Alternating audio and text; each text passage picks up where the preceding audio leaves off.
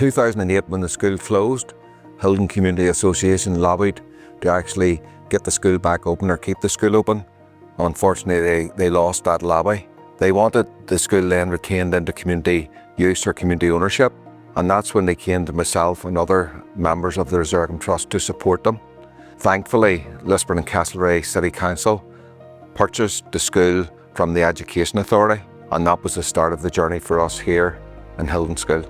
It was very, very important that it wasn't allowed to fall into dereliction, and I was delighted actually to support the community to ensure that didn't happen. We have big plans for the school, working in hand with Hilden Community Association, and I think the future plans for the school are actually very, very good.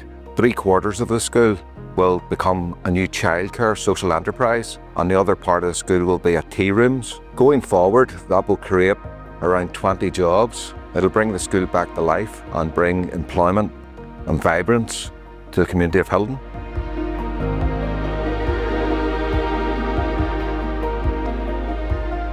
I've been involved actually from the early days. I knew the then chairman of Hilden Community Association. When the school closed, he literally arrived down to the Education Authority, it was SEALB then, and said the community wants this building, and that was the beginning of a journey. And it's been a fantastic journey and great for the local area. The impact's going to be massive in the local community. A lot of outcomes for a lot of people, a lot of different groups. We talked about the cradle to the grave, and that's going to be the impact. People are going to come in, they're going to bring their children in from an early age, they're going to come in and use it as a social hub, and then it's going to generate employment, of course, for the area too.